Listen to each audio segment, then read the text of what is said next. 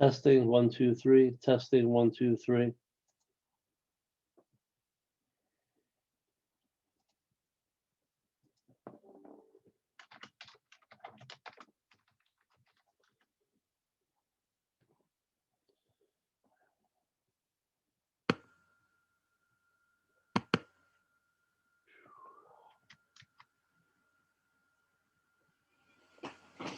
Hi, Jim.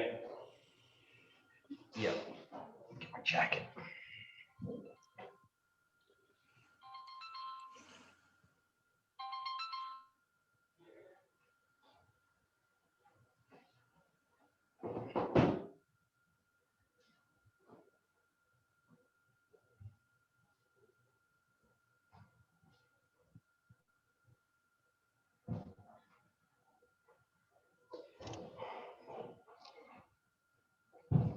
Did you guys log on to the new Zoom link I sent or the original? Hey, you're muted, Mac.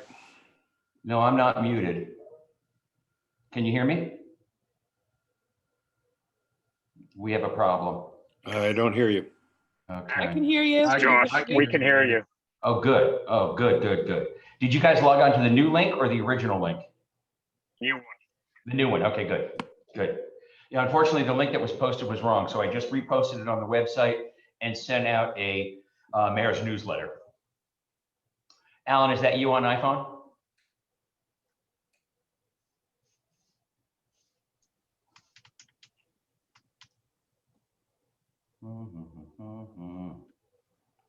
Very handsome shot, Michael.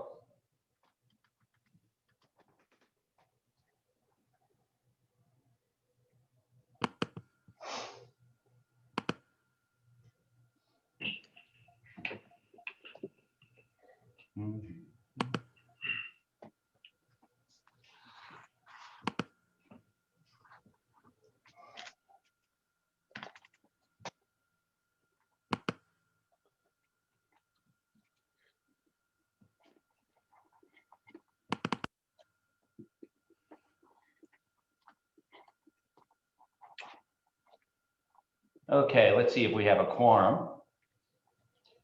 Myself, let's see, we have Claudia. No, we don't have quorum yet.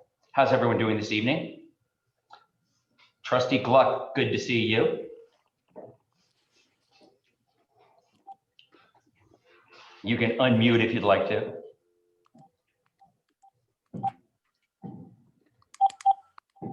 We are waiting for a quorum. How are you, Michael?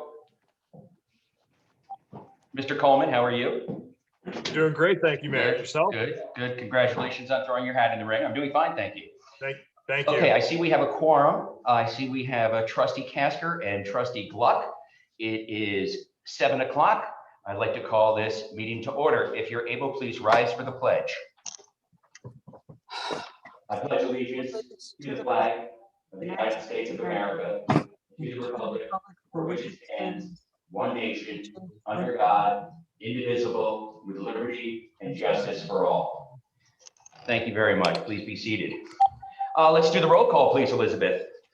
Mayor McFadden, Present. Deputy Mayor Shaw. Deputy Mayor Shaw, Absent. Trustee Gluck, Present. Trustee Casker, Present. Trustee McHugh, Present. Deputy Mayor Shaw. Okay, we'll move on. All right, so welcome everyone. It's a beautiful day today. I was lucky enough to get outside for a little bit. I hope you did too. I just want to thank the village employees again for doing such a terrific job helping me with this week, closing up the budget, helping me with the booth construction and so on. I also met with the DPW union representatives and discussed their new bargaining agreement. We'll be discussing that later on in executive session. And so I just wanted to say thank you and to the chief for everything you folks do for us. We really appreciate it here in the village, and you really bring so much to the table. It wouldn't be this community without you. So with that said, I'm going to move on to the monthly reports. We have the police department, water department, building department, DPW, treasurer's reports, litigation report, and the minutes. And I'd like to ask if anyone, including the trustees, has a comment on the monthly reports and minutes. Okay, thank you. So I'm going to open the public comment period. 2 minutes, please, for the reports. If you think of something, the old and the new business items. So consider the public comment section open.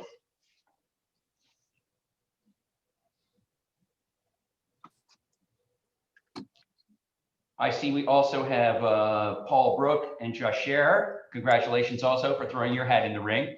We appreciate it. It's hard to find people to step up, and it means a lot to all of us that you're volunteering, you, Mike, and Paul and Josh. Thank you. All right, so do we have any comments during the comment period? And if you have a question, please state your name and address. Going once. Twice. This is Jim Hayes. Hello, Jim. Address, Yeah, please. I have one question, and that is about the work that Orange and Rockland is doing in the park. Yes. Can you explain why raising the wires 10 feet is a big advantage to us? Yes, Is the way it quite likely that we will be charged more now because they've spent all this money on this infrastructure, that they will be able to raise the rates?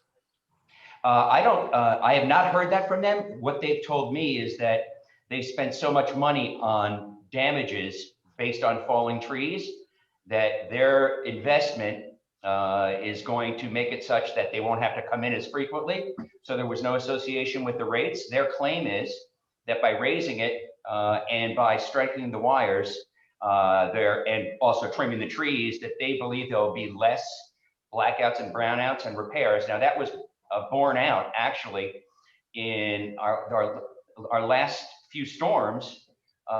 We actually had blackouts and brownouts, but nothing associated with the new wire. So I hope that answers your question. Now, we also have information from them posted on the website, and they have given us various presentations.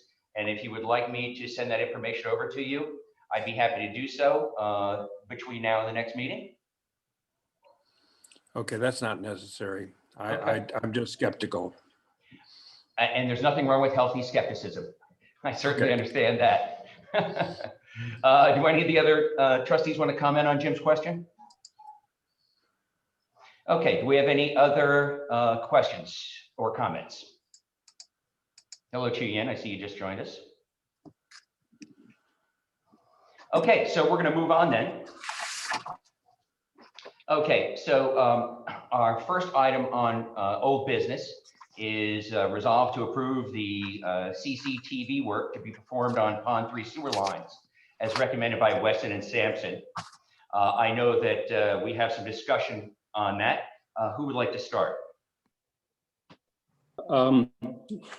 Sure, I'm happy to start Please it do. off. I think the best thing to do is refer to the May 5th letter 2021 from Weston and Sampson to the village.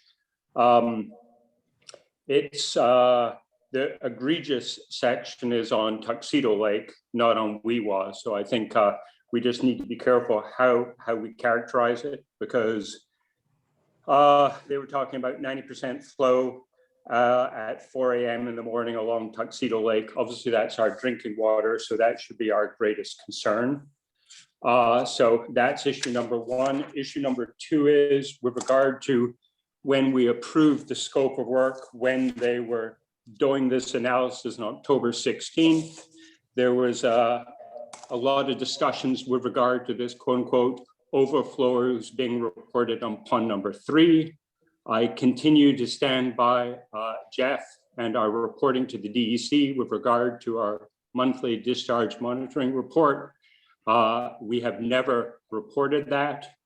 I find it problematic to have it in a public document when it's been investigated by our DPW head who holds the license for the sewer plant. And Joe Zongo had agreed in October to remove that verbiage, and it has reappeared in this document. So that's issue number one. Issue number two is, given the scope of money, $60,000 ballpark, I believe we should be going out for competitive bidding. with regard to this. And I guess an ancillary and secondary question is, where do we stand with regard to the postmortem and analysis of what Arrold Engineering did and with our speedy permit and compliance there? Okay, thank you. Paul? Well, sort of taking the last one or 2 points first, I think. I was also scratching my head over why we wouldn't, in a project of this size, understanding that Weston and Sampson has some familiarity with our, with our lakes and our overall I&I issues. Nonetheless, what we're talking about here is doing CCTV on kind of 2 very discrete areas. And I'm not so sure that familiarity, carries the day. So I'm kind of inclined to also ask the question why we wouldn't put this out to bid. It is, it is $60,000. It's not an insignificant amount of money. And, engineering firms are not always likely to do not always give you their best price right off the bat. Secondly, I think part of what Alan was asking, and I ask it a slightly different way, I think when we were last talking about this some meetings back, we were saying, well, let's take a look and see what the results of our flow metering were from the from the I&I work that we're doing. And I don't know that we've gotten those results back yet. In other words, I'm not sure whether we are in a position to do, everything. And if those results show, a need to do, X and Y, and this is Z, we need to kind of look at it, I think, holistically and figure out how we're going to approach all of that. Okay, thank you. Trustee Casker. So I think I'm rereading the report right now, and the issue with Tuxedo Lake, for those who haven't had the benefit of reading this, actually I'm not going to go through it, but they couldn't even get an accurate flow measure at 4 in the morning because there was so much infiltration in the system, and I think that should be the focus of the CCT efforts. I hadn't even thought about competitive bid and until Alan brought it up, but it is a pretty sizable expense, and I don't see a necessity to rush and not, I think it's worthwhile to delay to get somebody else to look at it, and then we know that, hey, Weston Sampson is a team to go with, and we can feel better about spending $60-some thousand. Are you saying competitive bid for their subs or for the engineering firm? No, well, they're proposing that they want us to spend $60-some thousand to CCTV the sewer lines. They're subs. Yeah, whoever's going to do the work. Whoever's going to charge us $62,000, we should ask somebody else how much they would charge us. Okay. Anything else? No, I think that's it. Okay. Trustee Shaw?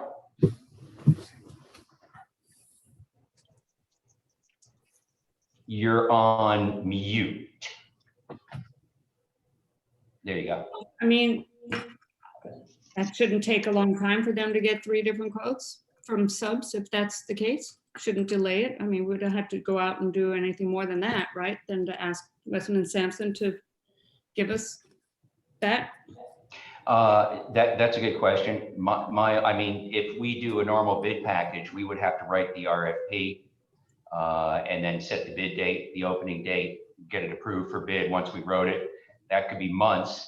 Right. I guess my only question to the trustees who've come up with this idea of bidding, this was never mentioned. You've had this material for months and months and months, knew this was coming. It's just quite a surprise to bring it up at the last minute. Of course, I have nothing against bidding. It just seems to be one more delay now that's tagged on to this wanting to do this project, which we've been wanting to do for a couple of years. I'm not going to read into it, but if you now decide that you want to go out to bid, I'll just take that, and I'll just take you at your word, and I'm happy to accommodate the trustees and go out to bid. I do think it is very important to get this project going. We have limits with the Department of, with the DEC in terms of time frame and limits. If we were to go out on a bid with this, we could have gone out at least 2 months ago easily. We all had the same information then. Hold on. So with that, I'm going to table it and Hold on. Look, wait, please. Would you like to speak? Trustee Trustee Casper, Shaw, would go you like ahead. to speak? I'll defer to Trustee Shaw right now. Yeah, so I think it might be worthwhile to bring John into the conversation. He might have a little more information on this. Since Well, he- certainly we could have invited the engineer. Well, that's for sure, yeah. Yeah, anyway, I mean, this has been in the works for years and I would just see if they could just give us alternate, like within subcontractors, instead of going out to RFP or whatever it is called, and just have Weston and Sampson. I mean, they work with several subs, so Mhm. this is probably the cheapest Mhm. that they have. Mhm. I don't think that Joe Zongel works that way. I think he does his research and he comes up to us with the cheapest alternative. So Right. John, are you on the call? Yes, I am. Can you reach out to Joe and see if he's available?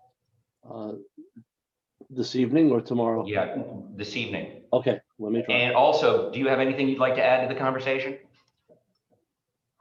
I guess the only thing I'd like to add is it's very, very difficult to locate areas where we have inflow and infiltration.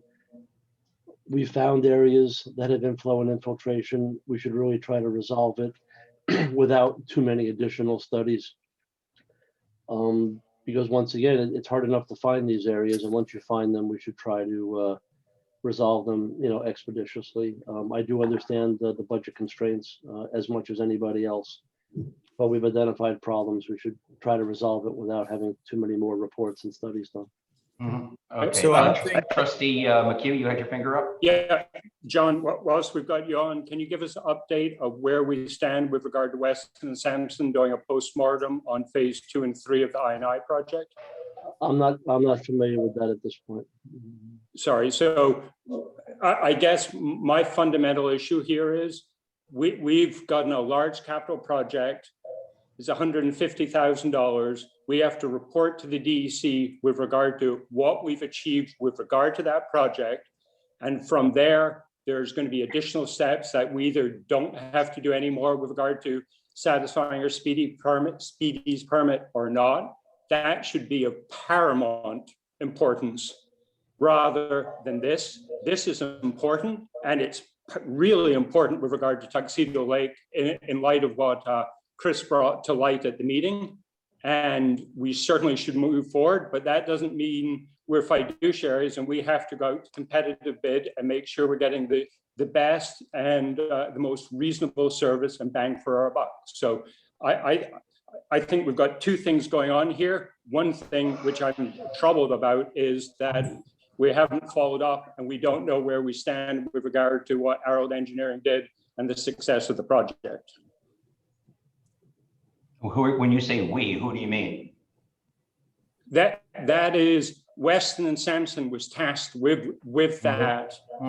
And I'm not casting aspersions on John. I was just asking if John knew, because John's the point person with Weston and Sampson. And it sounds like we have no update, which in itself is troubling since, John, when was the substantial completion date with I think- Arrold?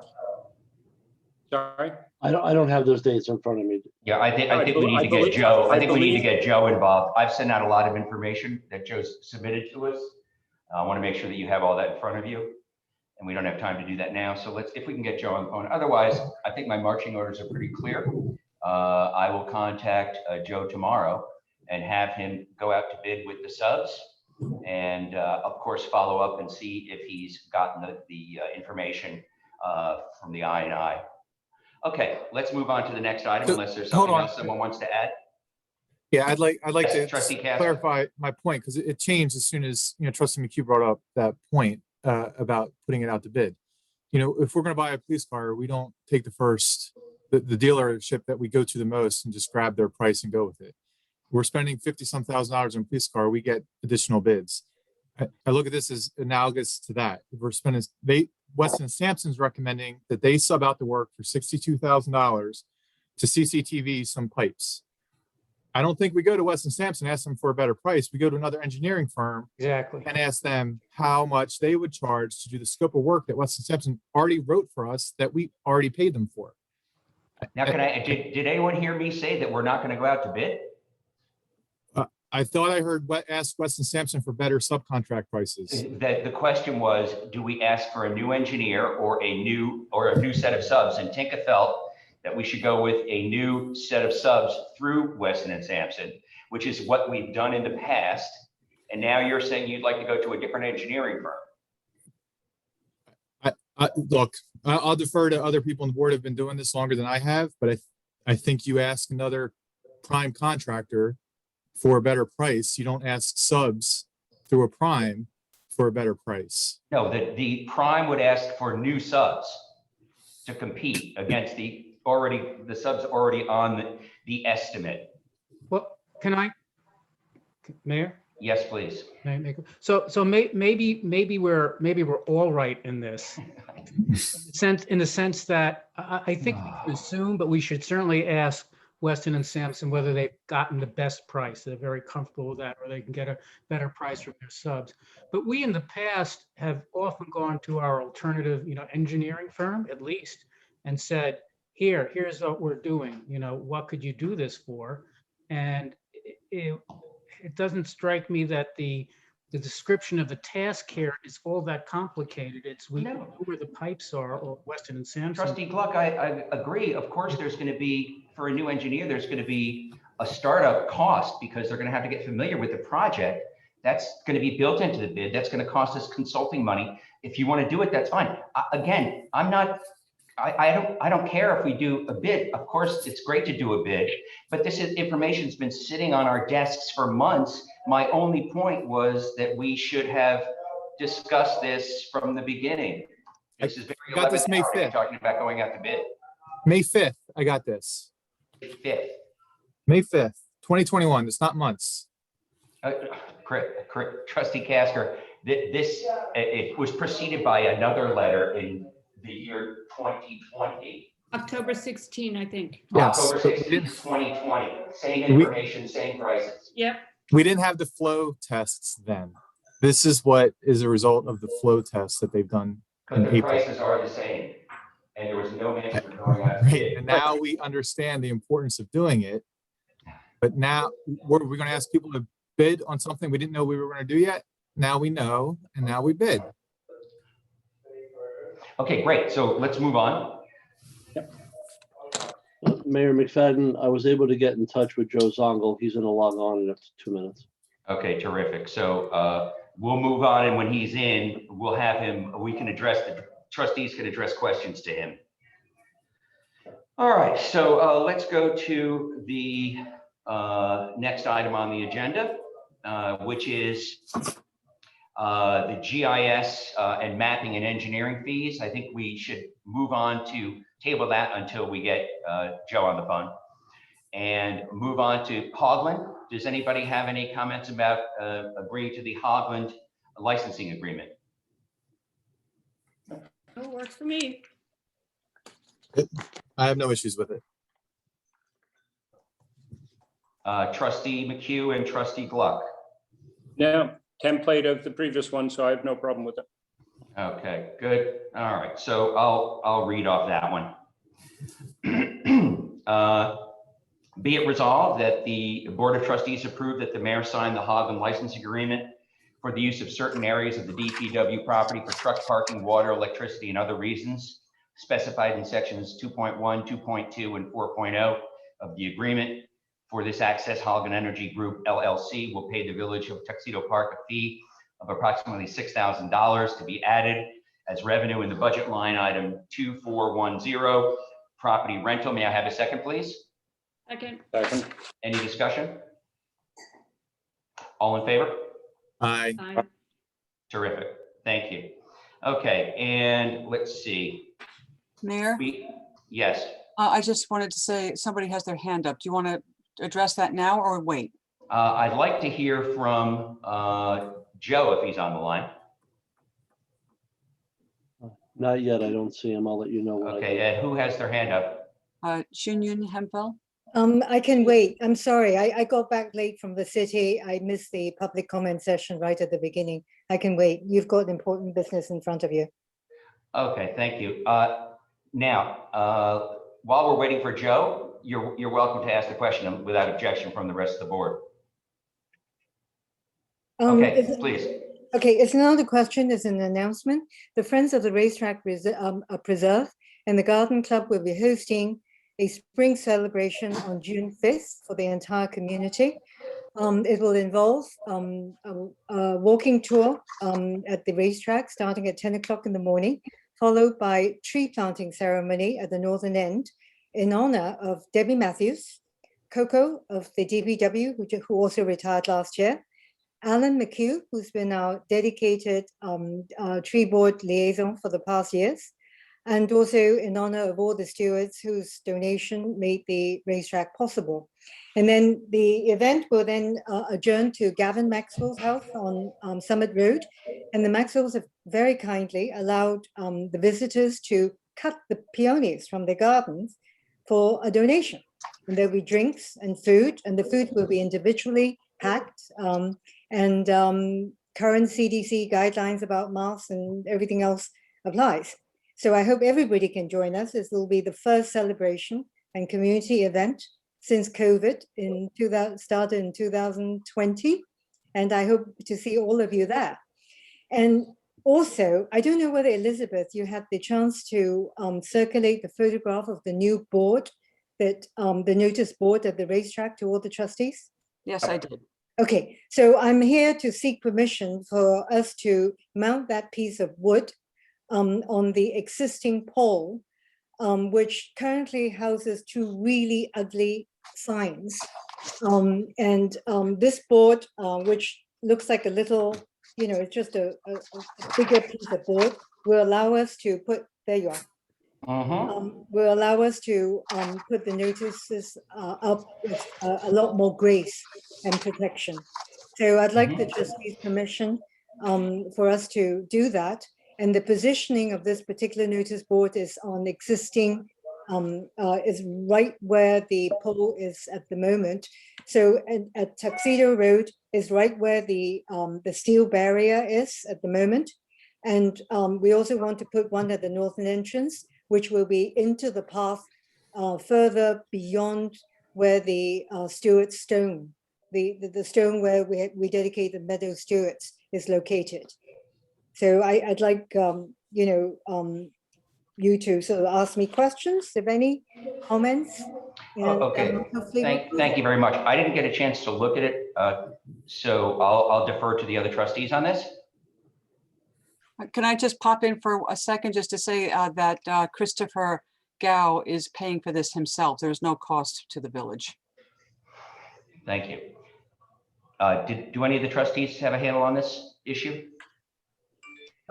I mean, I'll give you my 2 cents is, given what's been there for the last 6 years, which looks appalling and cheap and flimsy, this is a vast improvement, looks more akin or aligned to what you see in state parks and everything. So I personally see it as a huge improvement, and thank Christopher and the TAB for mobilizing this and doing this.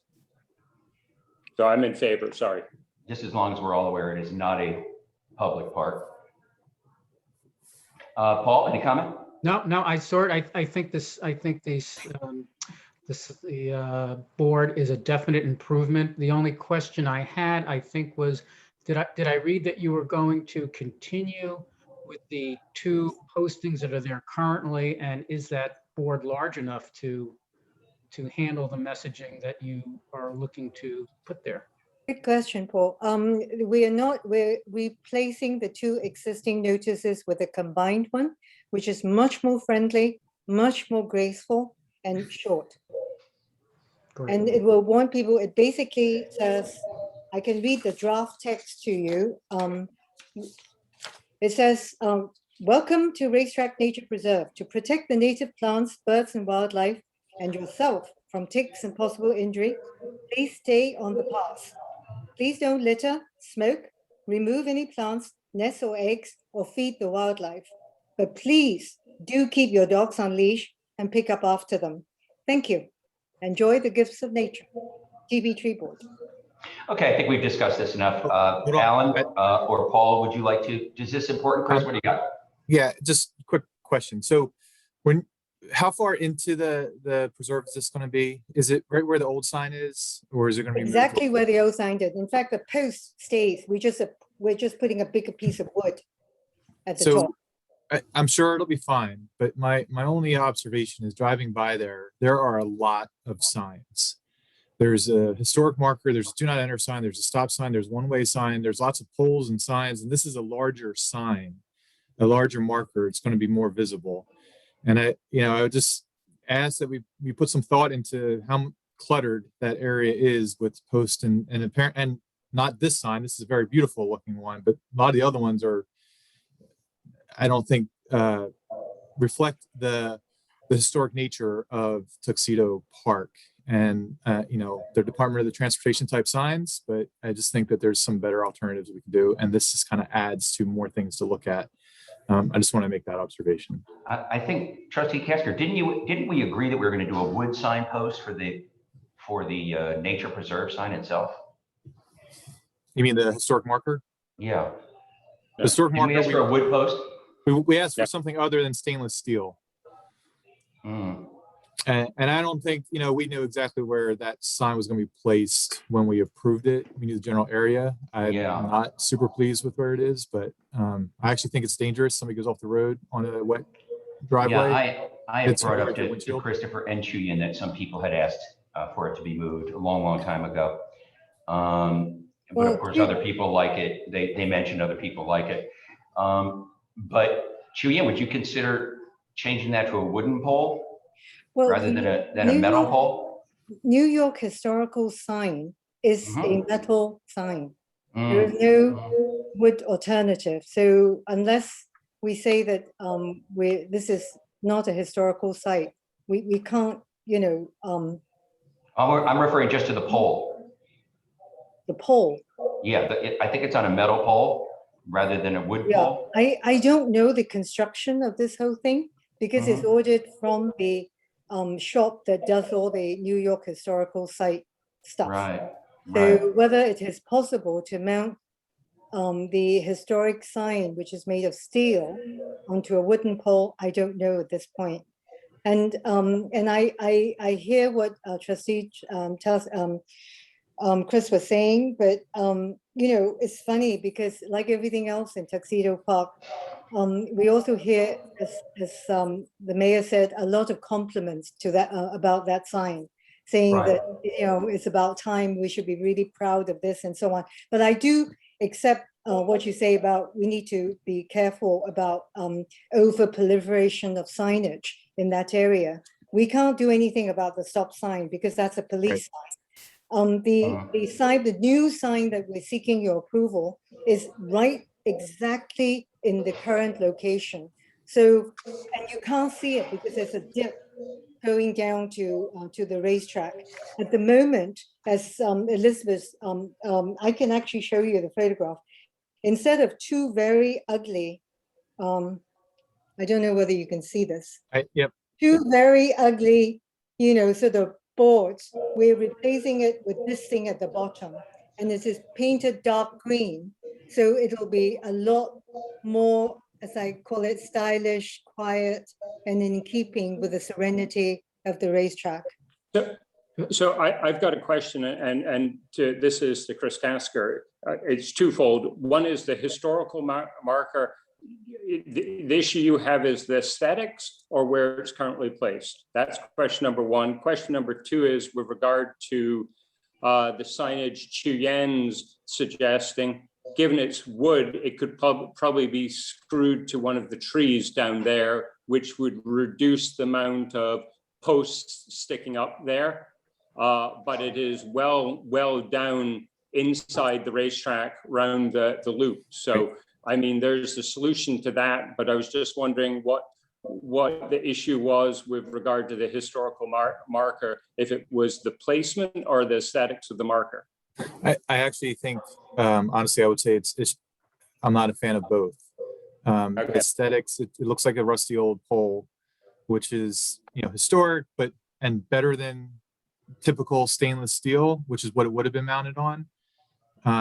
But it's also right on the road in the middle of a curve. And I'm really surprised nobody took it out in this snowstorm. But my other fear is that if a car does run off the road there, taking the curve too fast, that it would go right through the windshield and maim or kill somebody. That with, like I mentioned before, where all those other signs are, just a lot going on at that intersection. And I don't think it's very beautiful. And, we spend a lot of time and effort when people want to build a home, making sure that we all agree it's going to be beautiful and reflective of Tuxedo Park's historic nature and architecture. And it just appears to me that area has, as beautiful it is beyond the entrance, with all the great work that all the volunteers did with the racetrack, that area is not the best. And I don't know if the chief would be willing to take a look at, exactly where the do not enter and stop signs are, and if they are indeed in accordance with the Department of Transportation rules and regulations. I know for a fact that some of our double yellow lines are not, so I wouldn't be surprised if some of those signs are not as well. And that may be, if we could back them up a little bit and still be within regulations, that may be something that would help clear up that area. But again, it is one of the first things you see as you come around that curve. It's generally very close to the main entrance of Tuxedo Park, and I honestly think it could just be cleaned up a little bit. Also, a couple of weeks ago, I did receive an inquiry from a resident about the sign and the long-term maintenance of the front gate in relation to is the park, does that sign mean it's open for people to come and look in at the park? So I have asked the attorney about that, and I'll let everyone know when I find out. I have no idea. And I'm not saying don't put the new sign up for the racetrack. I'm all for it. I would just ask that as the TAB and the Friends of Racetrack, as they look at more work, and again, if the chief could just look into it as well with the traffic signs, if there's just a little more we can do to make that look a little bit nicer. So Okay, that aside, have we had enough discussion so that we can vote on the original request? I think so. Okay. Well, Alan, yes, Trustee Gluck. Maybe not. I mean, I'm just thinking through, what I recall of the sign placement. And I think the sign, talking about the new sign, not the historical marker sign. I think the new sign is beautiful and appropriate, but I'm walking away from this conversation with just a question about whether is it worth taking a look to see whether it should be moved back a little bit further. And, if we have to put a different pole in, the village could put the pole in perhaps. We're not necessarily wedded to that exact location. So maybe we could approve it with subject to some further consideration of its actual placement. Right. Just so we're clear, does everybody know exactly where this sign is and what's right in front of it, which is 2 steel rods with a U-tube going through with a padlock, which the DPW has to stop access down there? I mean, yeah, that's a real eyesore in the whole scheme of things. I have no problem, I know Christopher Gao, when he put the historical marker, had met with the chief and with the DPW superintendent with regard to placement. Maybe, this discussion seems to be that, rightly so, there's too much sign pollution. That's the last thing we want to do in the park is litter. So maybe the discussion should be, we should go back, revisit that, and come up with a better plan with regard to placement of the other sign too. I think what we should do to move forward tonight is to vote on the sign request this evening. And then between the meetings, we can get together with Chu Yin or Chris Gao, trustee or two, and discuss those things and maybe get some sort of agreement for the next meeting. Does that sound reasonable? Works for me. Okay, so Alan, do you want to do the resolution? I don't have it. Did you include a resolution with that, guys, or do we are we going to just start from scratch on that? I think have we have to verbiage? start from scratch. I know Chu Yan or Christopher had sent it to Elizabeth, but I hadn't seen anything subsequent to that. Okay, so there's no resolution. Do you guys want to make a resolution? Do you have any material in front of you that you could reference? Yes, Chuyan. May I make a suggestion? The sign that we're seeking approval tonight, we will move it further into the racetrack because we would like to put it up in time for the June spring celebration. And then we can deliberate further about the historical marker, you know. Yeah, what do you want us to call the sign in the resolution? The sign stand? Notice board. Pardon? Notice board? Yeah. Okay, the new notice board. Okay, you want to run with that, Alan or Paul? Sure, I'll take a crack at it. Thank you. Resolve that the Board of Trustees approves the notice board to two notice boards as provided to the Board of Trustees by prior email, be authorized to be placed in two locations in the Tuxedo Park Nature Preserve. Chuyan, you wanted to, look, I'll second. Chuyan, did you want to add something? No. Okay, Alan? Just point of clarification, Chu Yan, is it two notice boards or one notice board? Two notice board, one on Tuxedo at the Tuxedo Road entrance, which we're going to put further beyond the steel barrier. And the other one is at the northern entrance, which we will put into the trail beyond the the Meadow Stewart Stone, which is way into there. Nobody can possibly see it driving by. Any unless they further want to go discussion? No. All in favor? Aye. I, Any nays? Pass. Thank you, Chuyan. Thank you very much. Thank Now, you. so are you available to, you and or Chris, to meet with, say, Chris Casker or Paul or Alan or someone to discuss the other signage in the area? Sure. Okay. And trustees Casker, Gluck, or McHugh, is that something you'd be willing to do? I'm happy to do it. Great. Maybe I'll bring my chainsaw and do some work down there too. We look forward to it. Do we have Joe on the line yet? Yes, we do, Mayor. Joe is logged Okay. on. Hi, Joe. Before I throw you into the fire here, let me explain why I reached out. And first of all, thank you very much for taking time out of your evening to be with us. On the agenda this evening, we have two items related to Weston and Sampson. One is the CCTV work, originally outlined in the October 20th, October 6th, 2020 letter, and then the May 5th letter that you recently sent. And there are several questions about competitive bidding as well as results. And so I'm going to turn it over to the trustees to follow up. I think Trustee McHugh, you'd probably like to start off. Sure, I'll start off. I'm going to start off in a different place, Joe. Where do we stand with the postmortem with regard to the success of the Arrold engineering or the Arrold construction and realigning of the sewer lines? Sure, they've achieved substantial completion for the work. That was done in December? That was done, I believe the official notice came out in February because they had to do some lateral sealing. For all intents and purposes, the work was substantially completed. You can consider in November where the bulk of the lining and the manhole rehab was completed. From a technical standpoint, I couldn't issue that until February. So with that said, they're substantially complete with a remaining balance on the contract. To the original, can you restate your original question? I'm sorry. My question is, we had Harold come in, we did this scope of work. We got some grant funds with regard to this. We have to do a postmortem of this, report to the DEC to see whether we need to do additional work with regard to compliance with the DEC. And my understanding was that's what you guys were endeavoring to do this spring when we had the thaw, so you could look at what our flows are going through the sewer plant and see if there had been any success in what we'd addressed with Arrold. Sure. Yeah, so the flow isolation was conducted during the month of April, about mid-April. I believe it was from the 9th to the 13th. Don't quote me on those dates, but that's around the time period.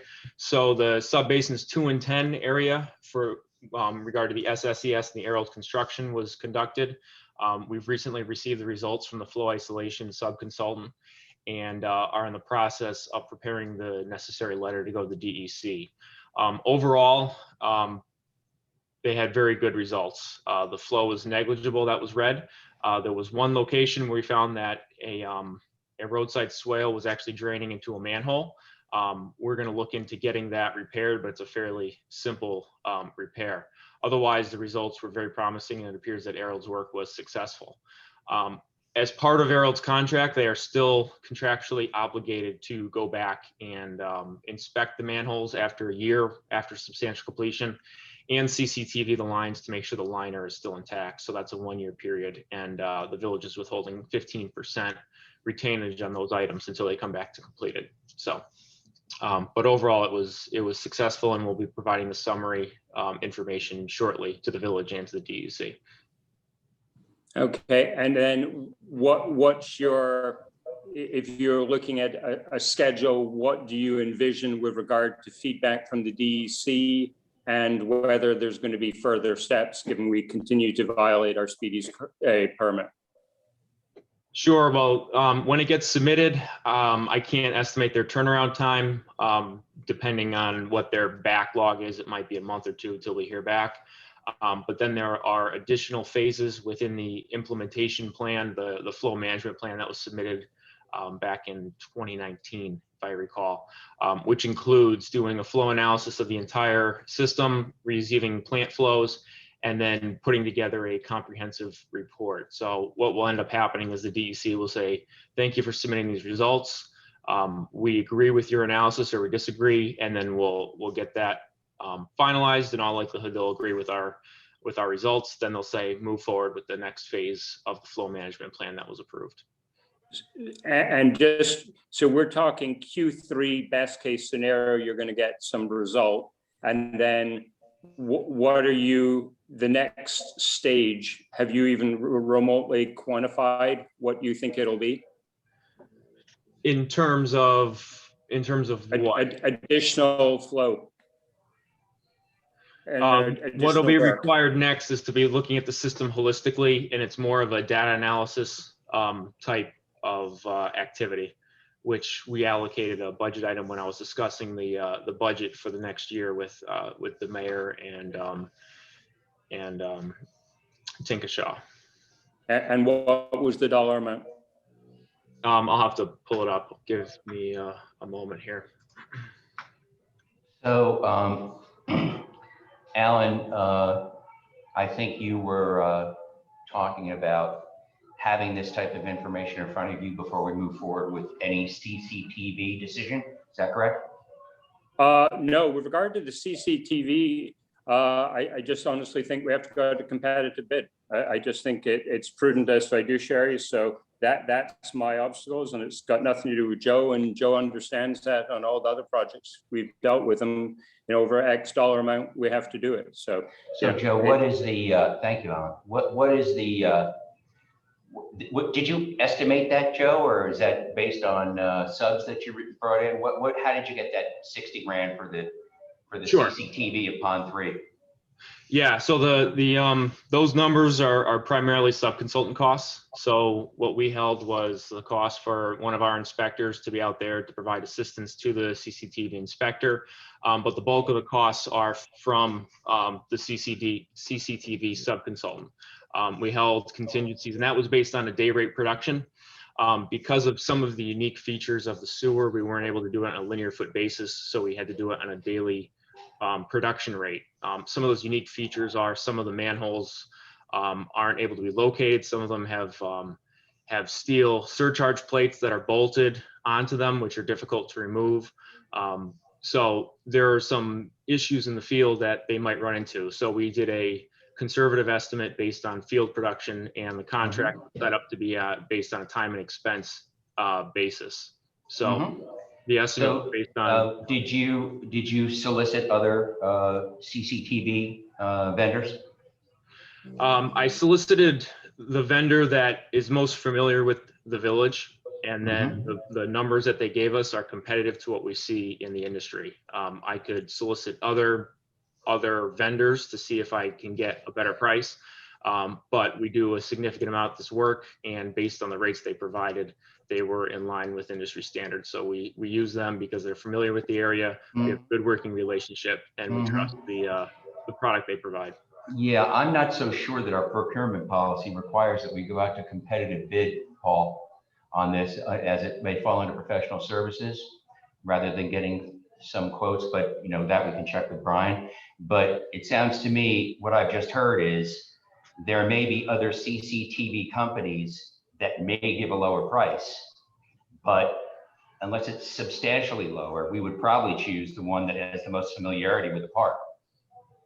In other words, I don't want to go off on an exercise just to go off on an exercise, spend a lot of money to find out that we're going to get back to the same place.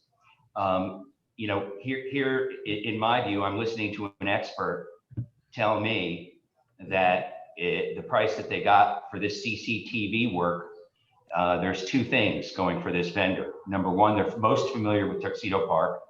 And number two, their bid was in line with what they see in the industry. And I'm going to listen to my expert. Now, Joe, there was also the mention of going to a brand new engineer for a bid on this. My view on that is that there would be a whole lot of upfront costs just to get somebody familiar with it. And it too would not bear the kind of fruit that potentially has been discussed tonight. What is your view on that?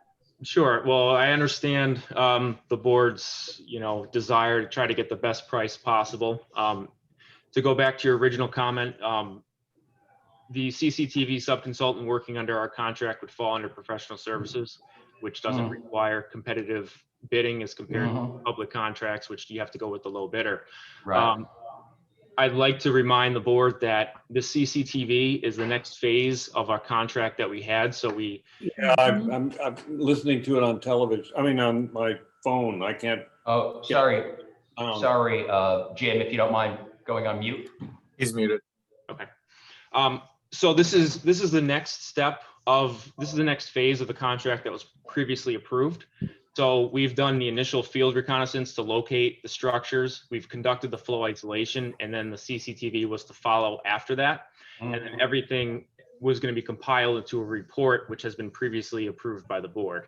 So This is just part of the package. Right. So a new engineer would have to redo all of that work and then go out and find a CCTV contractor. Correct. But as you said, this has already been approved. This was part of the approved process that we started with from the beginning. So I'm going to turn the floor over to trustees Casker and Gluck, who also had an interest in going out to bid. So, Joe, thanks for, last minute joining the call. I appreciate it. So the total cost here is, if we did all the CCTV that you guys recommend, would be $62,000. Now, is that a fixed cost, or since it's time-based, time and expense, if it takes longer time, it's going to cost us more. If it takes less time, is it going to cost us less? That's correct. So the way I have it set up is mobilization is listed as task 4A. If you have the letter, which I copied the cost table from our original proposal, so I haven't changed the costs even through the new year. The mobilization cost is a lump sum for the contractor to get his equipment together to go out to the site. So that happens regardless if they TV 2 feet or 2,000 feet. The rest of them are set up on a time and expense basis. We're only recommending that the Pond 3 area and the Tuxedo Lake areas be inspected. And since it's based on time and expense, what would happen is our inspector would be out there with the crew guiding them. They would be only billing on an hourly basis based on time used, as well as the TV would be on a daily basis. So if they are able to get advanced production more than we anticipated, and we try to be conservative, I'd hate to go back for more. I'd rather come back and say that it's less. You'll only be billed for what is incurred. We've also held an allowance of $10,000 in case there's additional heavy, what's called heavy pipe cleaning, which is more than typical 2 passes of a jetter, and root cutting. So if that's not needed, then that won't be spent, and that money will also not be billed towards the contract. So the $60,000 that you quote is our conservative estimate, but only what is used will be billed. It looks like for the flow isolation, we actually finished ahead of schedule as well. I'm waiting for the sub-consultant to send their final bills. But based on their production and the things that we saw in the field and some of our efficiencies, task 3 appears to be slightly under budget as well, and the village will be only billed based on what was incurred per the contract terms. You said we have a savings of 15,000, right? No, In The the total- Arnold agreement, they came in no, under. that's a holdback. Yeah, the Arnold 15%. agreement is a separate, is a Right, right. You're saying, Alan, you're saying that's a holdback on payment? Yeah, Joe said he was holding back sums with regard to Harold, so. There's a that- that- 15% retainage that's withheld from Harold's contract. Understood. Thank you for that clarification. Mhm. Trustee Castor, any further questions? Yes, yeah. 2 more. So in reading your report, the Tuxedo Lake section seems pretty horrible. There's probably a more technical term. But the pond, I'm sorry, I think it was the second worst one. Weewa? On 3, Pond 3 was the second worst? Pond 3. Okay. on Now- 3 was second. And can you just refresh my recollection on what made that worse? Because one thing that I thought I took away from when I read the letter was the notice of the manhole cover overflowing, which I saw a video. I don't know when it was taking. Trustee McHugh has an issue with that being mentioned in the letter because it's never been confirmed by a DPW official. But is that one of the reasons why pond number 3 is the second priority, or is it really what you saw in the flow? It's both. So originally pond 3 was identified because it's constructed with the clay tile pipe, which have ungasketed, non-gasketed joints every 2 feet, and its Right. proximity to the lake, or I'm sorry, to the pond. There have been to your point about the reported overflows. I specifically use the word reported because they were reported by residents to the village, and then they were subsequently investigated by the DPW, and I assume that they took all the necessary steps to move forward. So I'm not saying confirmed or quantified, but that's. Thank you for that clarification. That was Yep. a concern of one of the trustees. Sure. Yeah. That's just emails that have been received, from residents. Okay. I provided some Joe- additional, yes. Can I just ask, since we're on this topic, do you monitor and receive the discharge monitoring report on a monthly basis from the DPW or what we submit to the DEC? We do not. Thank you. Trustee Gluck reached out to me later this afternoon for some additional support as to why pond 3 was targeted or was identified. So the numbers that we ran, we quantify them in a gallon per day per inch mile quantity. And what that does is that brings everything down to a unit value so that things can be compared apples to apples. So it's on a basis of miles of pipe, inch diameter of the pipe. So whether you have a 6-inch diameter pipe, 8-inch diameter pipe, and then gallons per day. We were able to isolate 3 distinct sections within the pond 3 section. The most upstream portion of the clay tile pipe, they were able to plug, but it didn't fully hold. So there was some flow bypassing it. So those numbers, as I point out in the letter, were skewed. But that section came out to a reading of approximately 40,000 gallons per day per inch mile. The next 2 sections downstream of that, which are in the same general vicinity, same construction, same vintage, came out to have readings of approximately 20,000 gallons per day per inch mile and 19,000 gallons per day per inch mile. So it's reasonable to assume that the rest of the section is experiencing the same type of infiltration rates. To put that in perspective, the EPA considers anything over 4,000 gallons per day per inch mile to be excessive. So with these segments reading in the 20,000 gallon per day per inch mile, that's why those areas were recommended for further investigation. Yeah, Joe, how many miles do we have of clay tile pipe in the village? I don't have that number offhand. I can. What's your guesstimate?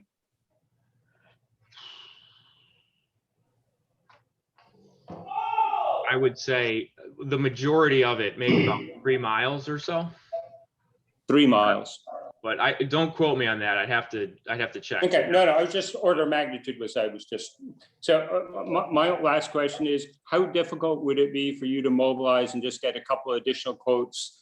I mean, you guys know the lay of the land, so you can steer whomever to do the CCTV work. Yep. My concern is we only got one bid. How quickly could you get some additional bids just to satisfy our concerns with regard to that? I mean, Sure. Is it a week? Yeah, I could reach out to some other sub-consultants to verify that the bids are in line, and then we can always switch sub-consultants. That's not a problem. I can start reaching out tomorrow. I can't guarantee their turnaround time, but I would say within a week or two, I should have the information. They might request site visits. Typically, they probably would, especially looking at where Pond 3 and the Tuxedo Lake lines run, which run through a lot of private residents. They're going to want to get eyes on it so they can estimate their production rates. So they know what their daily rates are, but they're going to need to know how quickly they can get through it. And that's going to predicate their quotes. So it will No, probably. I highly respect the concept. I highly respect the trustees that are looking for this information. However, I really think we're barking up the wrong tree. Our professional engineer has stated clearly that the vendor that he chose is the most familiar with Tuxedo Park. And in the context that any new price, the vendor's going to want to come out, we're going to have to go on private properties again. Whether it happens in a week or not is not necessarily the case. And our professional engineer also says that based on market standards today, that the bid that he received from the current vendor is in line. Are we doing this just to create? I mean, really, is this something that we really want to do, trustees? I'm against doing it. I think it's a waste of time. Joe, how many, if I may, Joe, when was the last time you talked to a different CCTV vendor? I received a quote for some work down in Rockland County about 2 or 3 weeks ago. Okay, from somebody that's not who you have in mind for this work now. Correct.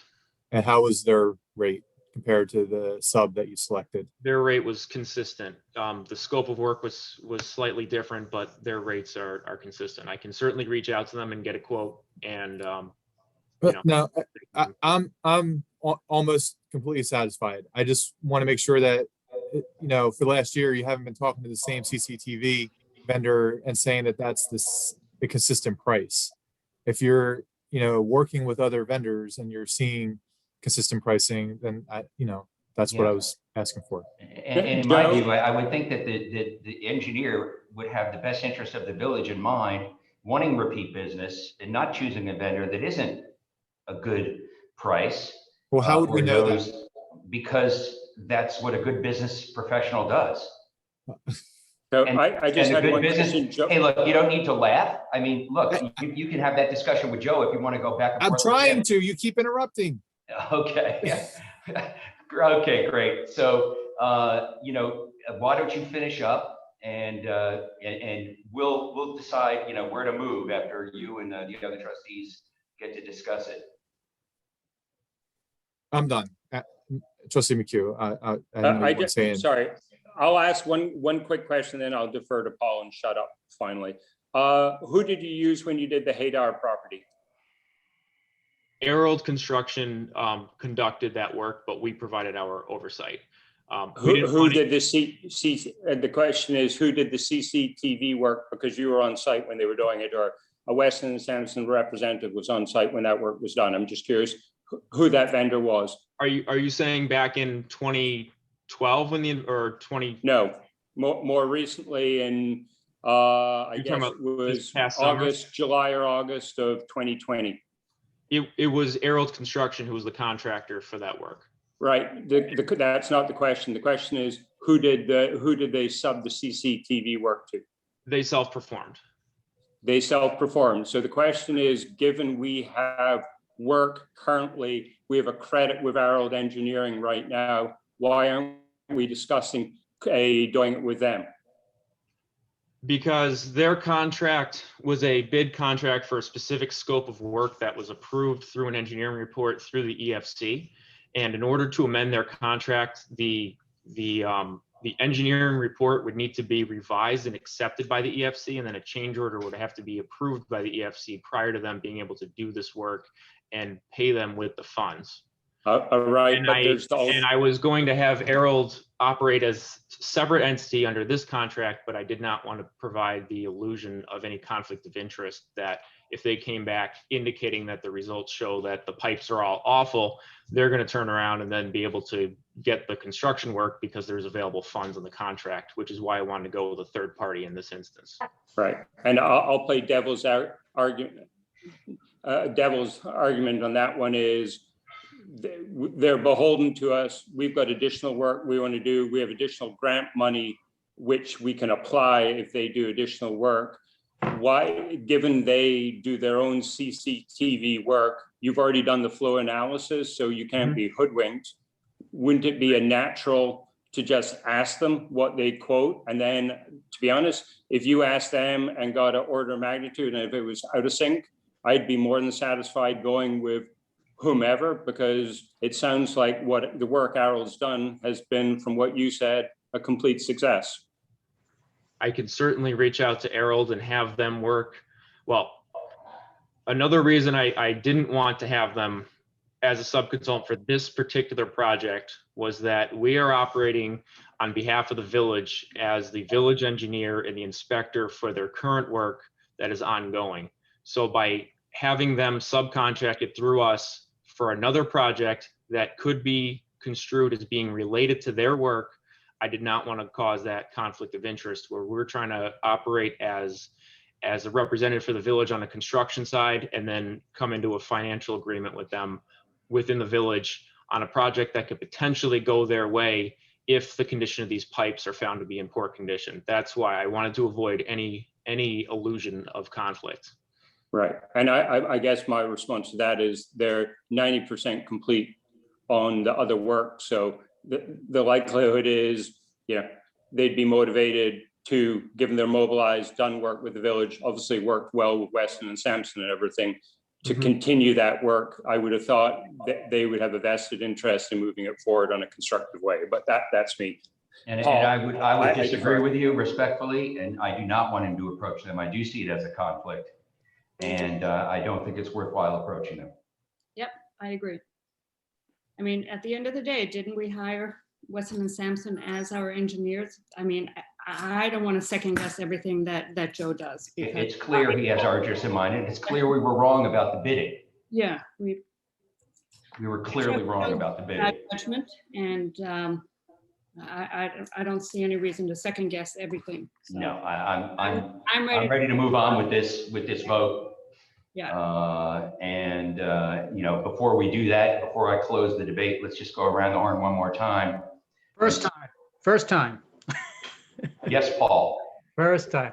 So actually, thank you, Alan. That was a question that I had actually been wanting to ask, whether the people that Harold had used are the same, whether they were a different firm or the same firm. And I understand Joe's reason for not wanting to approach them again, and that's fine. I just would like to say, for the record and for the people listening, and all the descriptions of the horrible state of the sewer system and the like, what we're really talking about here is not outflow. It's I&I, it's inflow. It's water leakage into our sewer system, not sewage leakage out of our system. Obviously, much more concerned when we have, and we don't really have instances of outflow. This is just water leaking in, that it tends to overwhelm our sewer treatment plant. But even when it does that, the effluent levels that leave our plant are within acceptable standards. So it's just fixing things so that they get within compliance of our.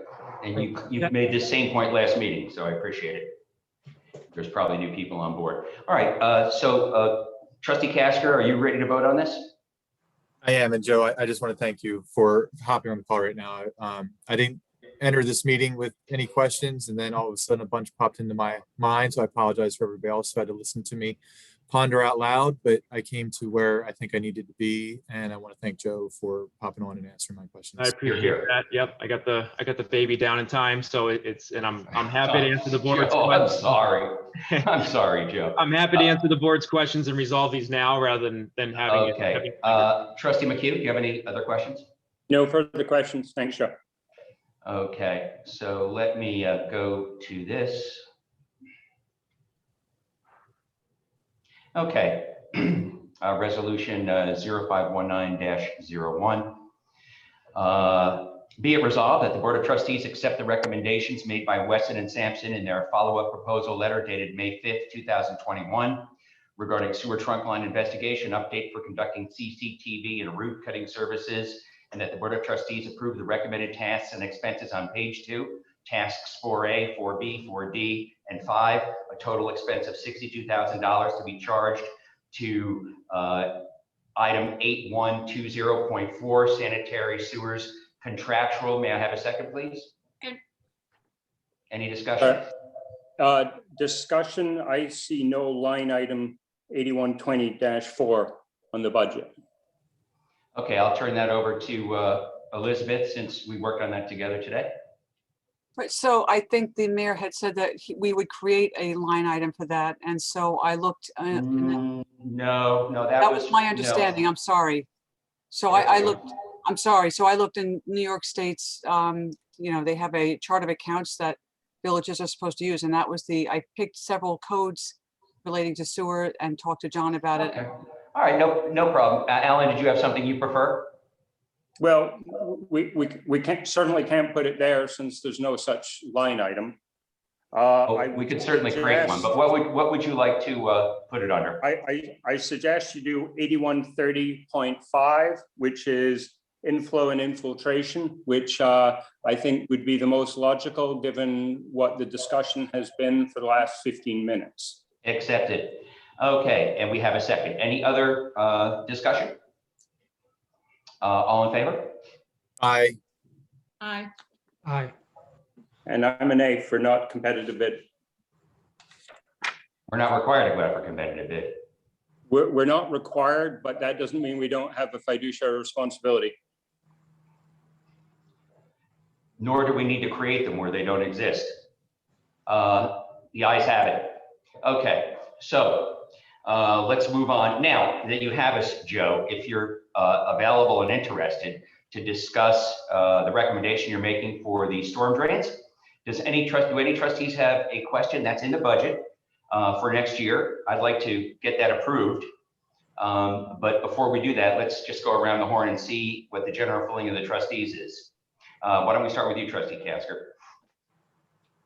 So I know I actually brought this up earlier today, and I never went back and checked. I don't know if Trustee McHugh, you had the budget in front of us, but I just wanted to confirm that there's a line item that we budgeted for this expense. And then if we already talked about it and it's already in there, I have no other questions. If it's not, then I think we need to discuss where this is on the priority list. Okay. I don't have the budget that we approved in front of me, so. Trustee Glott? I will in a minute.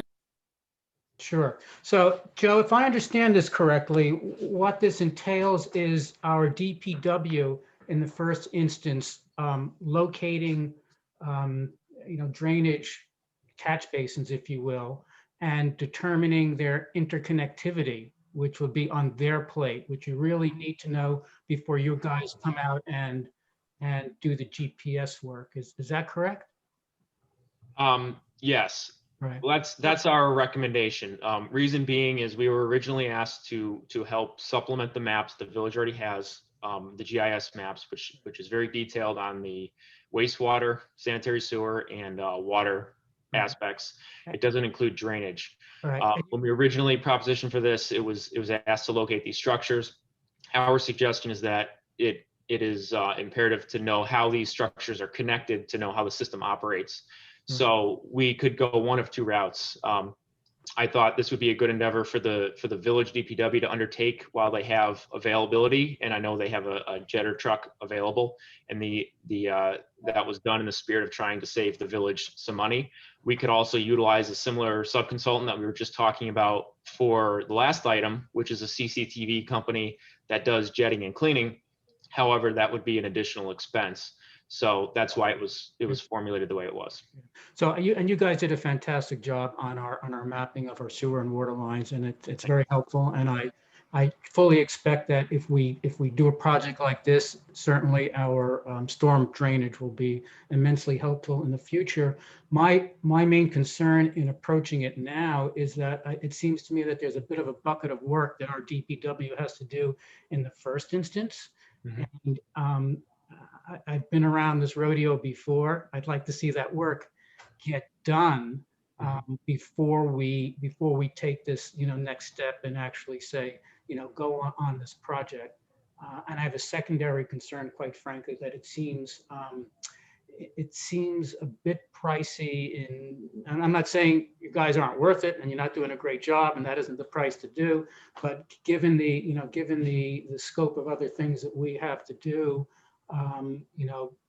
and the amount of work that the DPW has to go do first, that $20,000 for a GPS location is not, in my mind, maybe the best use of our funds at this particular point in time. These are funds for in the next budget. Right. Well, this particular point in time, a month from now. Right. And just in terms of your point about a work schedule, I completely agree. Yeah, this would be approving the project. It wouldn't be setting a start date for the project. Correct. We would work very closely with Jeff Voss and his staff and John Ledwith to coordinate to make sure that their work is done ahead of time. The intent of this was to make sure that the DPW was able to get out ahead of this so that we come in on a day rate as the prior job and get as much production as possible. That's the intent. And the reason the fees are structured as they are is we just gave an arbitrary budget limit, and then we provided day rates. The issue the village has is, given the terrain and the tree cover, traditional handheld GPS units don't work very well.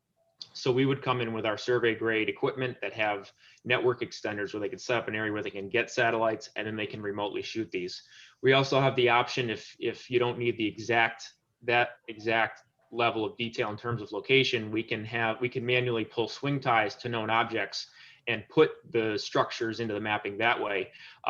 That might be sufficient for what you're trying to achieve, which is demonstrate that there's a catch basin at this street corner. You don't need the exact, down to the foot. So that is something that we can look at. But this was intended to be done over a period of time, and identifying, working with John, Jeff, and the board, identifying areas that you'd like to have mapped. And then we would go out on a daily basis with a not to exceed value of what was presented. We might only need to go out for 2 days if everything else is identified and we can get great production, and then that's all the village we build for. So that was the intent of the contract. So it's whatever the value was. I believe it was $22,000. That's the contract limit, but it would be used on an as needed basis. Sure. So again, I'd sort of say, well, I don't understand why we wouldn't. Let's give the DPW a try and see how they go out and how successful they are at being able to determine, location and interconnectivity. Because if they can't, then we are, then we have to rethink our process and rethink what we're doing. It just seemed to me to be maybe putting the cart a little bit before the horse. If they're not successful in locating a substantial amount of the system, we wouldn't mobilize, and we would re-engage in discussions, and we can bring out. There are consultants that do the TV work, that do the cleaning. There's also underground utility location companies that we can talk to assist the village in doing that. We didn't want to provide pricing for that work at this time, because we didn't think that it would be in the village's best interest. But you would be supervising the DPW, correct? Correct. Right. So until this resolution is passed, the DPW is not going to go out on its own and find that information. I mean, we can always not pull the trigger on the project, even if we pass the resolution, both in time and execution. If you'd be comfortable, the village can issue a written notice to proceed. So this, typically the signing of a contract is a notice to proceed, but if you want to note, you want to issue a written notice to proceed when you're comfortable to move forward, we can certainly do that as well. That would work for me. Trustee McHugh? I'll just go to Chris Casker's question and I guess it's to Elizabeth. I don't see a line item on the final budget 2021-22 8140-40. I think that So- falls to the same category as the other one, that I was looking for codes that would work, and I looked at the New York State Chart of Accounts, and I apologize, I just did not realize that was not an option. Okay, so that isn't an option. So I will look through this and come up with a viable option while you guys discuss it.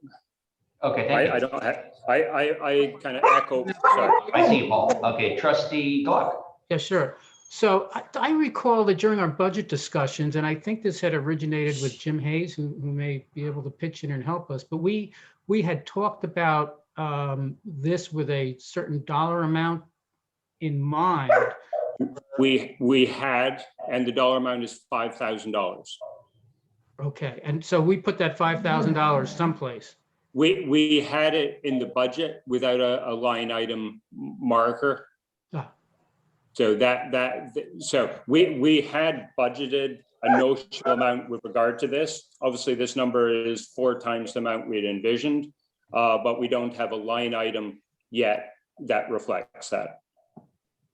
All right, good, Paul. Good point, Paul. Trustee Shaw? You're also muted. You're still muted. Yeah. There you go. Yeah, no, we did. We have a line item that it just said we need a line item number for it, but it was 5,000 for just stormwater GIS. And at the time, we had yet to get a price. That's absolutely the right recollection. Yep. And I'd like to note, I asked for budgetary limits, and I threw in an arbitrary number, just making an assumption, so that can be modified because it's based on, like I said, a day rate, and that can be scaled back to. All right, so what I'd like to do then is let's do that. And also with the provisions of when to start the project. And then without objection, I'll table the discussion until we receive that information. Yeah, seems reasonable to me. Joe, you good on that?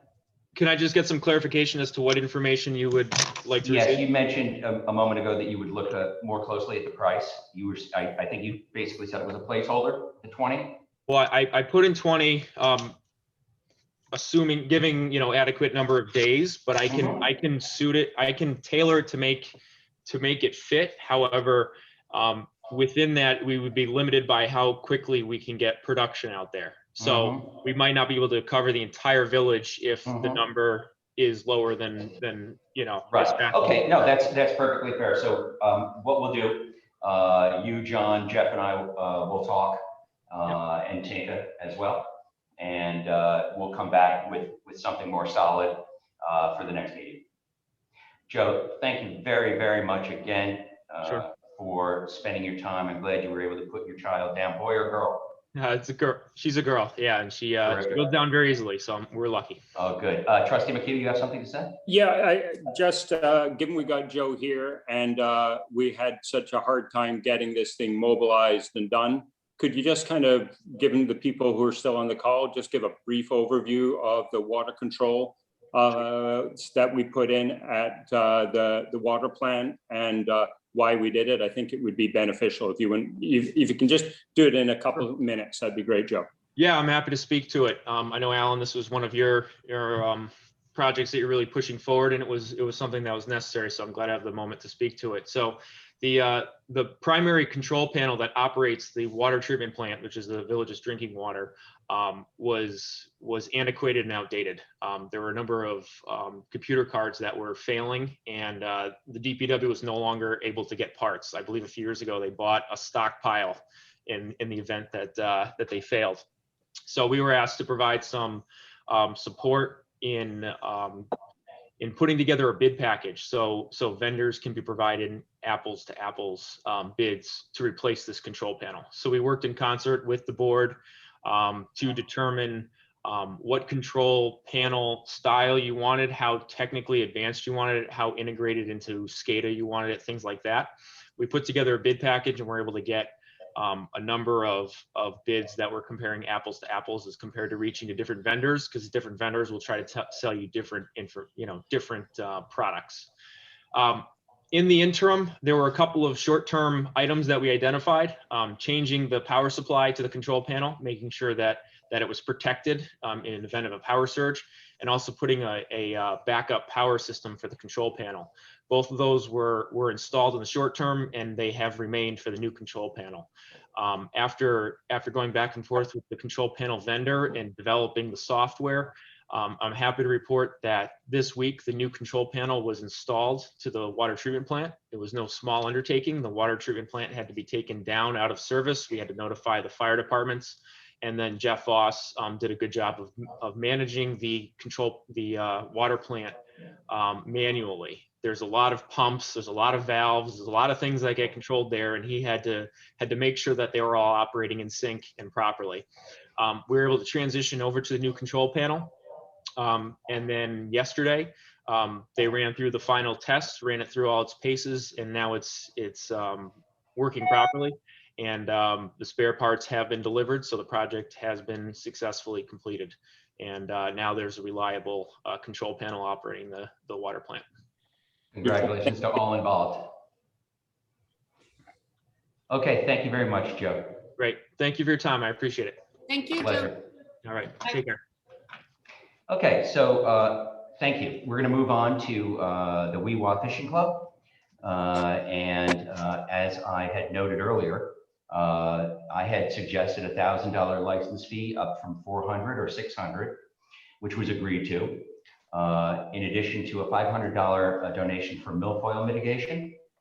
And that was agreed to. And we also had some discussion about membership going back to the 2020 season. Some give and take was done. I copied the trustees on that. I also mentioned to Tom that, my suggestion of 1,000 was my suggestion. If you all felt it should be lower or higher, we could have that discussion this evening. My position at this point is that what's in front of us, I'm very satisfied with, and I'd like to move forward with it, but I'm going to open up the floor to Trustee McHugh and see if you have anything you'd like to add. Sure. I guess my issues with the Weewa Fishing Club kind of highlights the issues with the Weewa Beach Club. So you look at the Weewa Fishing Club, we have currently 70 members, of which only 8 are village residents. The Weewa Beach Club has 60 non-village residents. So I really don't understand how we can have an uproar about the Weewa Beach Club and not the fishing club when you have a disproportionate amount of people in the village not being members there. And the fact that the fishing club is a year round while the Weewa Beach Club is only open for 4 months. So I'm kind of baffled by this whole thing. And I don't know if we haven't advertised it, asked for resident input with regard to this, but the issues with regard to traffic and everything are even more germane with regard to the fishing club over the beach club, as far as I'm concerned. So those are my comments. I did notice that one member who was a former police officer and lives in New Jersey is still a member, which I think is violating the bylaws of the fishing club, but that's a separate issue. So are you serious that you don't understand all the hoopla? I mean, one is on the lake. No. I understand the hoopla, but the one is about who manages the village property and whether people want to invest in it or not. Now, in terms of traffic, I would like and have requested in the past that the village, the Weewa Beach Club, and the Weewa Fishing Club each share in the cost of the North Gate. I still believe that it's a mistake not to do it.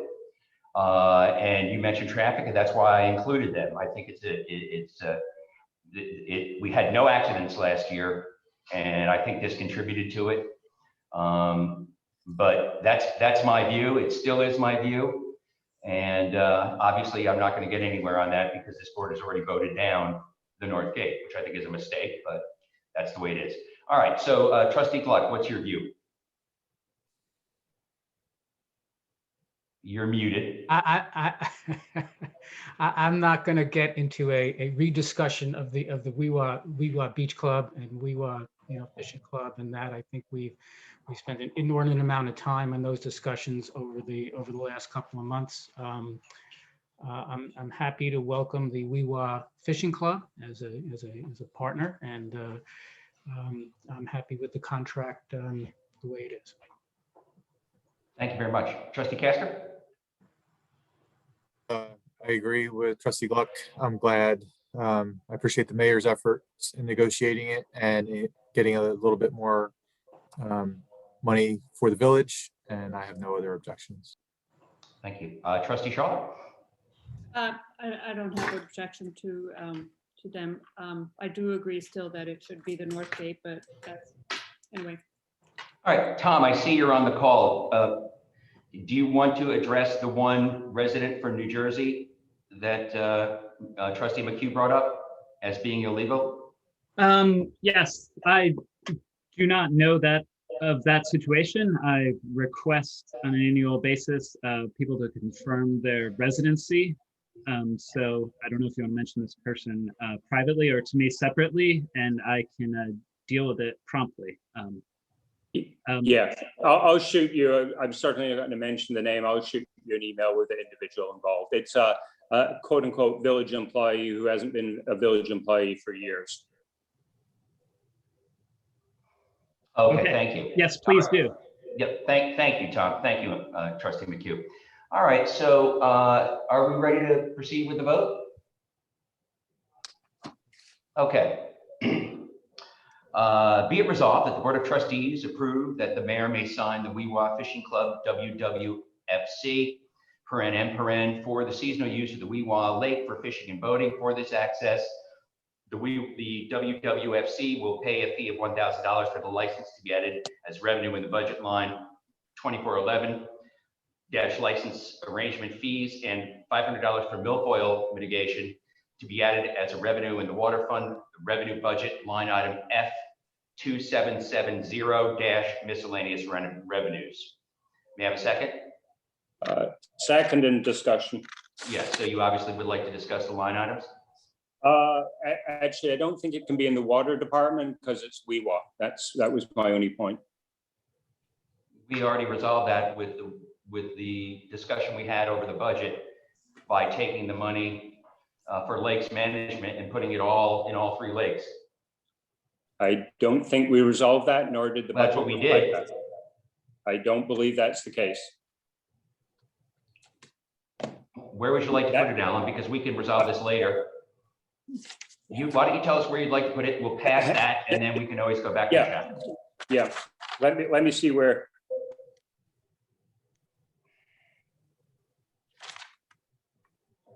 It's going to be in the general budget.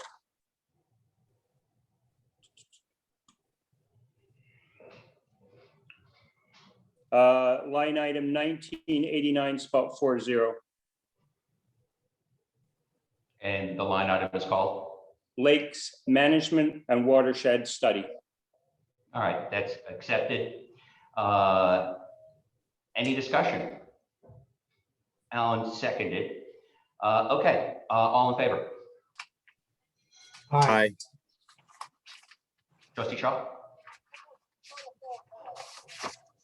Up or down with your thumb? Okay, that's a nay. Tinka, do you want to go on your mic again just to make sure that I get this recorded vote properly? Are you voting for or against the Weewa Beach Fishing Club? I can't abstain, right? I have to go yes or no? You can abstain. Yeah, that's what I want to do, abstain. Abstain. Okay, so we have 3 yeses. I'm a yes. Can I- So can I- 4. Can I Four ask- yeses, McHugh seconded. Yes, Yeah. Elizabeth. Ju- Just sorry. so, I'm sorry to interrupt. Just because I'm curious, because is 1989.4 a revenue line or an expense line? sorry, that is an expense line Right. because I was for Lakes Mhm. Management, you're saying it has to come in as a license fee. We made it, well, no, we took the 500 and made it a revenue and a new line item. We picked F2770 miscellaneous revenues. We took out of the chart of accounts a brand new line item because it is a revenue. And we've never had any revenues before for lake management. Okay, so that's fine. It just goes in the general budget and we've currently got it as unclassified. Okay, so we have to revenue. change the F designation because F means water fund. So you want to change it But- to the general fund. Yeah, it just needs to be Okay. the general fund. That's my only point. And Okay, we'll do that. I'm No abstaining. Yep. I No problem. abstained too. So it's three yays, 2 abstentions. What are you abstaining to? The vote, I didn't vote yes. with Oh, regard- I apologize. Sorry. Okay, I apologize. so, all right, I'm sorry. So, Elizabeth, there are 3 yeses, Casker, Gluck, McFadden, and 2 abstentions, McHugh and Shaw. Congratulations, Tom. I caught a pretty big fish the other day. I'll have to show you a picture. Thank you all for your time, and I appreciate your thoroughness. You're welcome. Thank you. All right, moving on. We're at the consent agenda. Is there any item on the consent agenda, items A through H, that any trustee would like to take out? I had wanted to take out item F. F is the approved budget transfers. Resolve to approve adopted budget transfers, correct? I missed that somehow. I know you sent Yeah, I apologize. a I mean, cryptic message. I asked you to clarify. I didn't know that you went. yeah, Okay, so, well, we have to take it out. We have no choice. Okay, so why don't we start with that? Actually, why don't we do the following? Why don't we pass the items that we agree can stay in, and then we'll focus on that. So let me just take a minute. That's item F. Okay. Be it resolved that the Board of Trustees approve the items on the consent agenda, letters A, B, C, D, E, G, and H. G and H. Does that make sense? yes, Yeah, okay. May I have a second? second. Any discussion? Can we have a brief discussion, just bringing the chief in with regard to, Sure. obviously, we've seen a lot of part-time officers leave, and I'm just wondering where your staffing levels are with regard to number of part-timers and your success in filling that void. Dave, you're on the mic. I think some of the rationale that was sent around to the trustees is for executive session. But I think the question, Alan, correct me if I'm wrong, is how are you doing currently managing our current workload? Is that fair? Actually, obviously, I don't want the chief to divulge anything. I was looking for more absolute numbers. He's got authorized up to 24 part-time officers. How many does he have currently? Make it easy.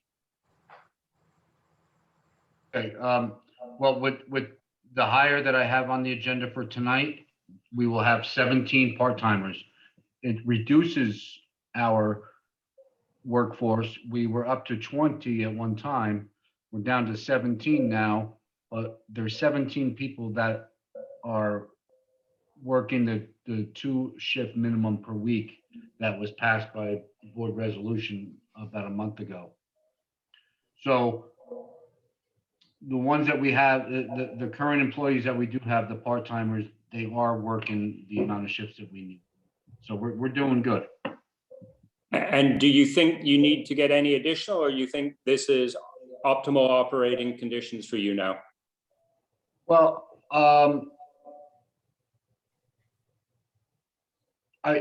next month, I was going to put 1 additional officer on to bring us up to 18, and that will be suffice. Okay, thank you. And remember, we had 20. The resolution was that officers had to work 2 shifts per week. That knocked down some of our existing part-time staff, but actually paid dividends. So the lower number actually represents people that can work 2 shifts per week. So I would agree with the chief that we're in good shape. Okay, any other questions before we take our vote? Any other discussion? All in favor of the consent agenda? Aye. Aye. Any nays? Okay, thank you very much. All right, let's move on. Alan, do you want to take us through the budget transfers? Yeah, to be honest, I'm just kind of uncomfortable with them because I think from a control process, we're slipping with regard to this because, you know, we do board authorizations, we have a line item, and then if it exceeds that line item, we have to fund it somewhere else. So we have to articulate that at the time. So our employees are, you know, department heads, the chief, Jeff Voss, etc., have to manage their budget as was agreed to. So the responsibility falls on them to make sure that they're within the confines of their budget. And, you know, the problem is we sign vouchers, or our responsibility is to get a voucher and sign a voucher. We don't know if the line item, the voucher we're signing exceeds or not the line item, which is problematic. So I think we've got a control issue here where we need to far better, rather than having 20 line items that we have to move things around at the end of the year, we need to have a better control on this. So that's issue number one. Issue number two is we have some egregious movements in the water fund with regard to engineering that weren't addressed in this. I would be far more comfortable waiting on this, deferring on this, waiting till Arias comes in at year end when we are closing our books, and then doing a full sweep there and instituting better procedures then under their guidance. I just think it would be a cleaner way of doing it. So that's my 2 cents. Okay, again, you've had this information for several days at least. You certainly could have discussed that with us before the meeting, saved everyone a lot of trouble. And by the way, you haven't signed a voucher in 2 years. You've been in Florida. So it's rich coming from you about a control system on signing vouchers when you haven't signed a single voucher in 2 years. Well, David, the issue is I monitor them. I know the finances. You want to tell me what our budget surplus is? I'm not going to get into a tit for tat with you. All right. You know, So, no. But again, Alan, you know, do us a favor. Next time you have this information, there's no need to wait till the meeting to discuss it.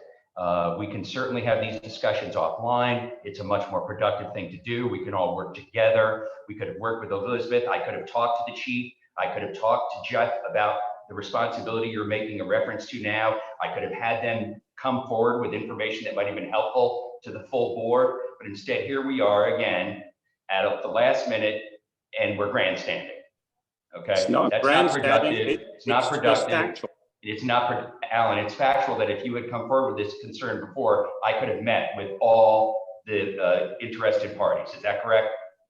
You could have met. I could have met with them and we could have resolved these issues. All right, let's move on. All right, so we'll table that till the next discussion. Next meeting. Are you saying? We'll table it. I'll let you know when.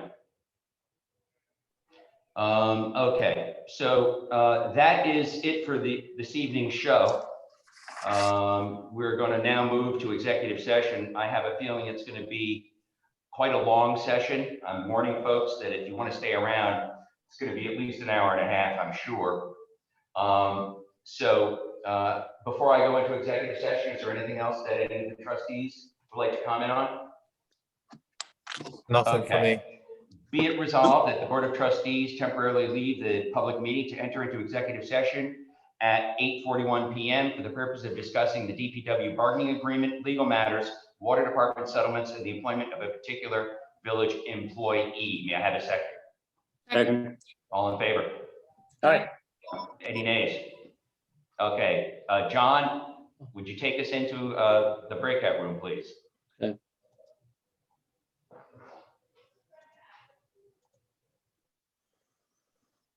So that means observers sign off, correct? No, you don't have to. You can stay on if you wish.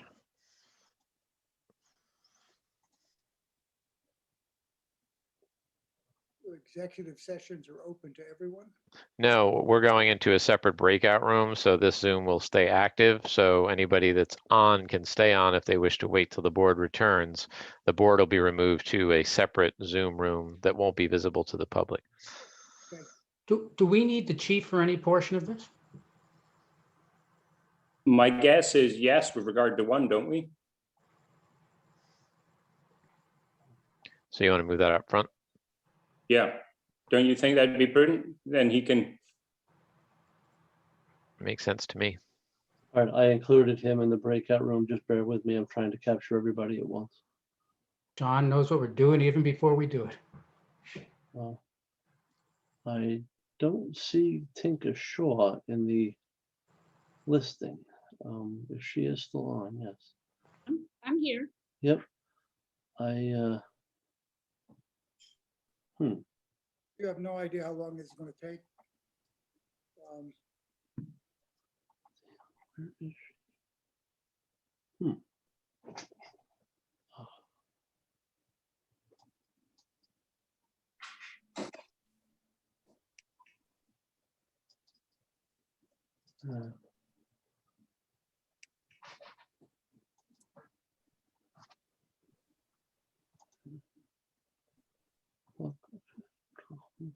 she?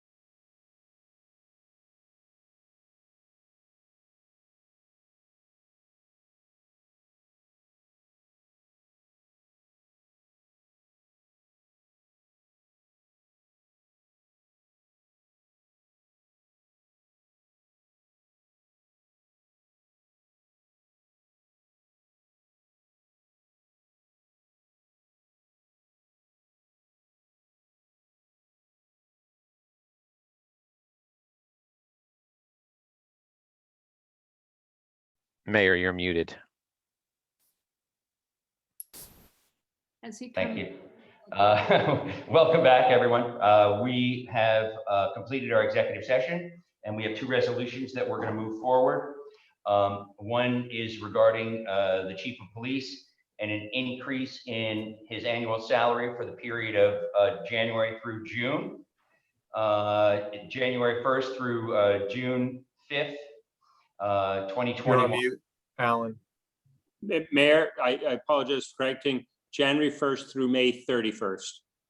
May 31st, thank you. January 1st through May 31st. And so I would like to be it resolved that the Board of Trustees approve the revised agreement with Chief Conklin in the form annexed here to providing additional compensation for the period from January 1st, 2025 to May 31st, 2021. May I have a second? Second. Any discussion? All in favor? Aye. Aye. Aye.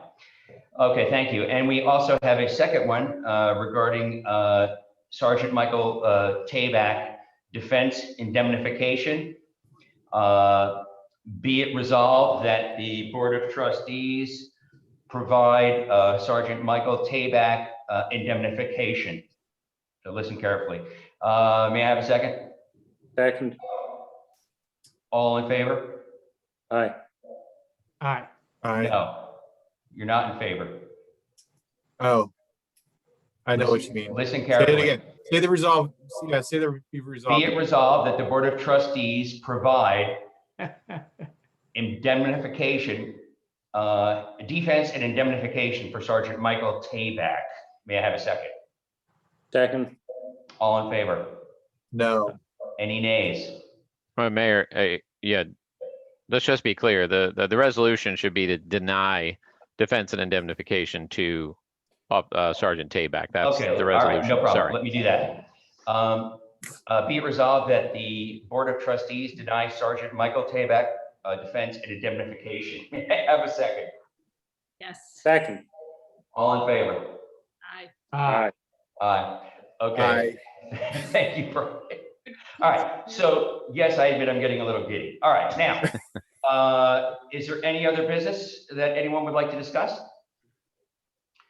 Okay. Be it resolved that the Board of Trustees adjourn the public meeting at 10:19. May I have a second? Second. Any discussion? Everyone seconds.